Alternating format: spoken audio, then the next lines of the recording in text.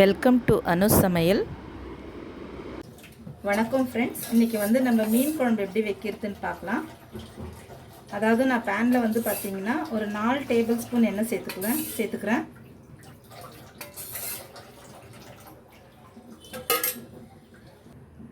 இப்போ வடகம் சேர்த்துக்கலாம் ஃப்ரெண்ட்ஸ். அதாவது இது வந்து ஒரு 2 டேபிள் ஸ்பூன் அளவுக்கு இருக்கும். இந்த வடகத்தோட ரெசிபி கூட நான் ஆல்ரெடி வீடியோ போட்டிருக்கேன். நான் லிங்க் பண்ணி விடுறேன், செக் பண்ணுங்கள்.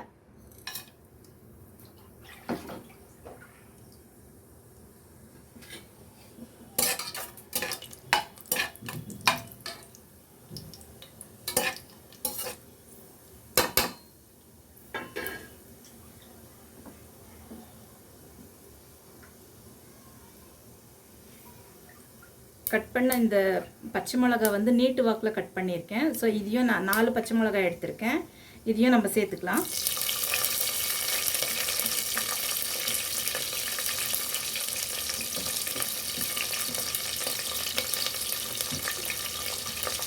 ரெண்டு வெங்காயம் பொடிசாக நறுக்கியிருக்கேன். இதையும் நம்ம அதில் ஆட் பண்ணிக்கலாம்.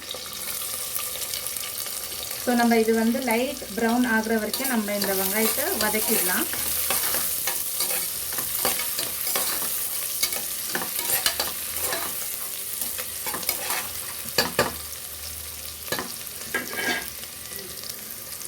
லெமன் சைஸ் புளியை எடுத்திருக்கேன். ஸோ இது கரைச்சி வச்சுருக்கேன். ஸோ இதுலேயே நான் வந்து பார்த்தீங்கன்னா ஒரு 3 தக்காளி சேர்த்து நான் இதையும் ஸ்மாஷ் பண்ணிக்க போகிறேன்.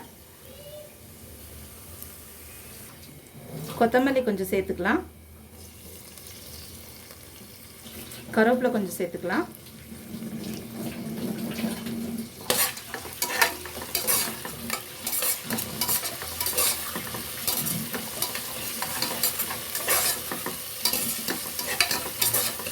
இப்போ நான் இதில் வந்து புளி தண்ணி கூட நான் தக்காளியும் நல்லா ஸ்மாஷ் பண்ணி வச்சுருக்கிறேன். இந்த தண்ணியை சேர்த்துக்கிறேன்.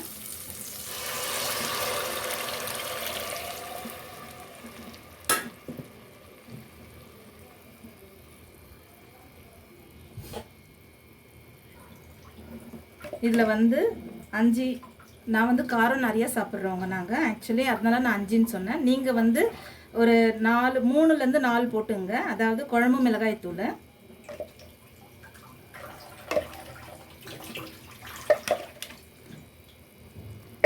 நான் 4 தான் சேர்த்துருக்கேன். நீங்களும் 3லேருந்து 4 சேர்த்துங்க.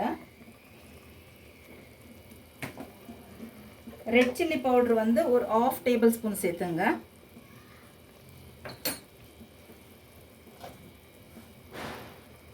மஞ்சத்தூள் வந்து ஒரு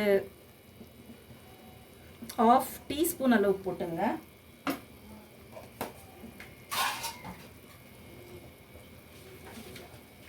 தேவையான அளவுக்கு கல்லுப்பு சேர்த்துங்க.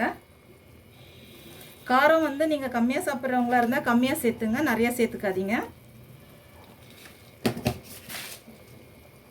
ஸோ நம்மளுக்கு இது வந்து நல்லா கொதிக்கிட்டோம். அதாவது இந்த குழம்பு மிளகாய்த்தூள் இந்த ஸ்மெல்லெல்லாம் போகிற வரைக்கும், பச்சை ஸ்மெல்லு.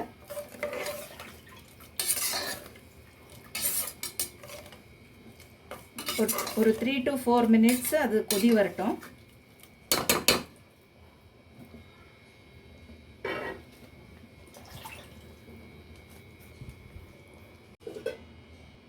எட்டுலேருந்து 9 நான் வந்து இந்த பூண்டு நசுக்கி எடுத்திருக்கேன்.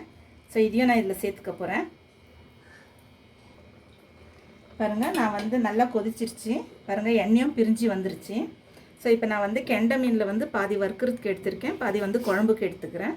ஸோ இந்த குழம்புக்கு எடுத்துருக்கிறத வந்து இப்போ நம்ம இதில் ஆட் பண்ணிக்கலாம்.